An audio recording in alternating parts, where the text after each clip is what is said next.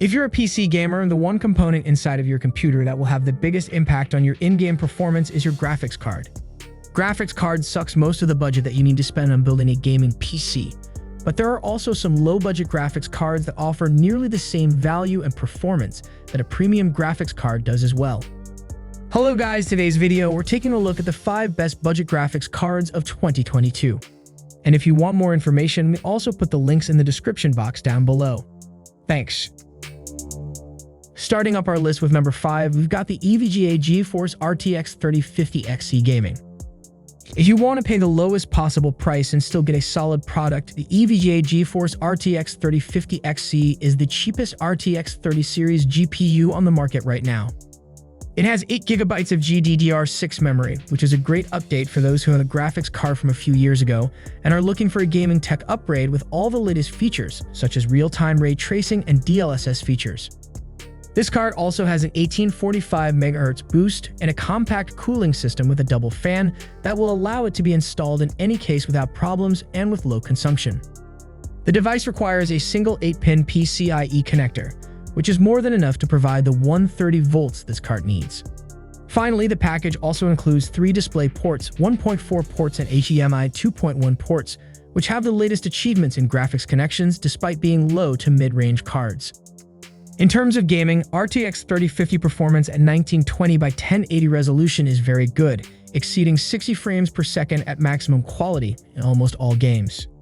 In some games, you can even use DLSS to raise the graphics even more without losing the quality of the graphics.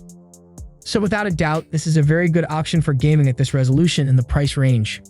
The performance is not bad at all when playing with ray tracing plus DLSS, reaching 60 frames per second in almost all games. And in those that do not reach 60 frames per second, just lowering the settings a bit, then you can reach them without problems. The EVGA GeForce RTX 3050 XE is also a very good option for those who want to stream their games as well, and for the listed price, it is very impressive. Next with number 4, we've got the MSI Gaming Radeon RX 6700 XT. When we fully unpack this product, we're looking at the twin Frozer of 8 coolers, with the MSI logo lit by RGB LEDs, as well as some surface stripes that we can see above, and the 2 8-pin PCIe connectors for its power, which secures maximum consumption of 230 volts. On the inside, we find a PCI Express 16 connector for connecting to a motherboard. While on the outside, we have 4 video outputs, 3 DisplayPort 1.4 connectors, and an HDMI 2.1 connector. Therefore, the card allows you to stream video in 8K at 120 Hz, as well as 4K at 144 Hz. On the backside, we find a metal background that covers the entire PCB, which helps a bit in cooling the core memory with 3 thermal pads. MSI RX 6700 XT is based on Navi 22 core, and it consists of 2560 cores with 40 ray accelerators, cores that AMD promises to compete with ray tracing calculations. Frequencies start from a base of 1577 MHz to 2654 MHz in boost mode, although they dynamically just load in temperatures.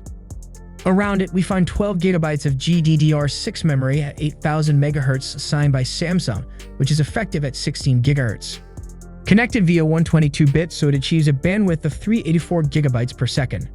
Also included in the mix is a powerful 12-phase VRAM, which promises to handle the card's 230-volt consumption without any problems. The Radeon RX 6700 XT arrives on the market to bridge the gap between the RTX 3060 Ti and the RTX 3070, places itself halfway between them, and perfect performance for those who play in QHD at 120 to 144 Hz with minimal reduction in filters, and even in UHD at 60 Hz. If you have a state-of-the-art computer, you'll get a slight dose of additional performance thanks to Smart Access Memory technology, which provides about 5 to 10% more. Next up at number 3, we've got the ASUS TUF Gaming NVIDIA GeForce RTX 3060 V2OC. This model is based on the same 8nm A104 GPU by Samsung as the RTX 3060 Ti and RTX 3070. With 12GB of GDDR6 memory, it'll give you improved energy efficiency, as well as twice the throughput of the FP32. Also included in the mix is the DLSS advanced algorithm, as well as 3rd-generation Tensor cores. These cores give you completely new and innovative AI capabilities. The device also packs the new Axial Tech fan design that has more blades and reverses direction rotation. The outer shell appear to be simple with a matte black finish and the illuminated TUF Gaming logo on top. The device needs an 8-pin PCIe connector, and next to it, you see a switch that allows you to choose between performance mode and silent mode, so it has dual BIOS that always come in handy for those who like to change it. On the back of the card, we find a brushed aluminum background that protects the components and helps to cool the VRAM, both at full capacity and under OC. It's around 55 degrees Celsius with a noise level of 40 decibels, really top-notch values that show we have too big of a cooler for this card, which is ideal for those looking for silence. Compared to the Founders Edition, it maintains sound but improves temperatures by no less than 15 degrees Celsius, and for the listed price, you can't beat this one.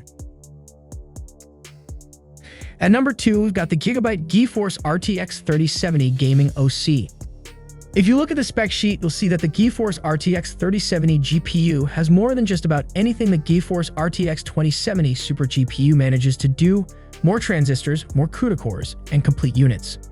It also has a higher cache level. The most demanding usage scenario that a GPU can handle today requires a combination of 2160 pixel resolution and ray tracing rendering, so this is where Ampere commits the architecture to paper. They integrate a significantly higher number of CUDA cores.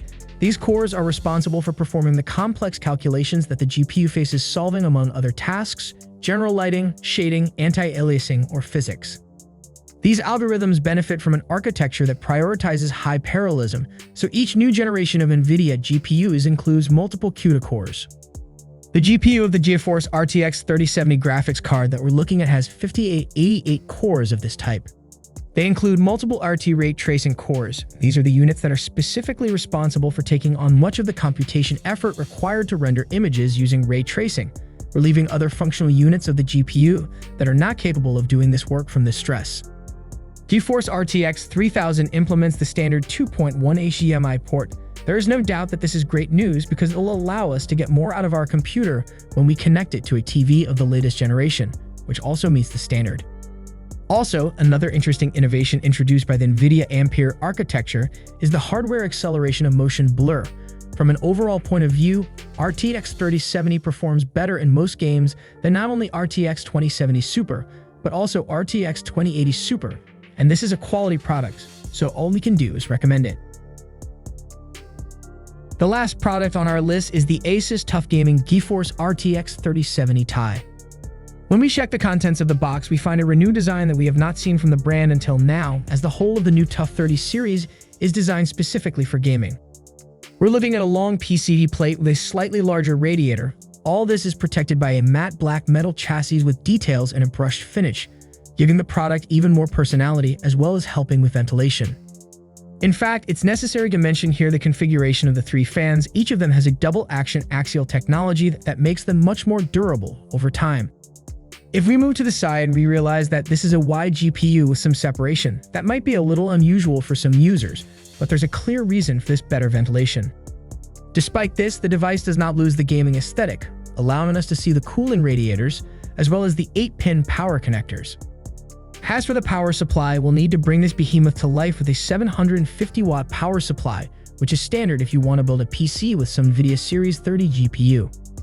Now going straight to the connector section, there's a total of 3 display port connectors and 2 HDMI ports. And finally, this fellow would not be called gaming if it did not have RGB lighting, which is located in the smaller right corner, more precisely in the brand logo. As for the clock speed, it goes from 1500 MHz to 1580 MHz, while the boost frequencies range from 1725 MHz to 1770 MHz. Overall, this product delivers premium performance at the best possible price-quality ratio, and if you want the best, you got it.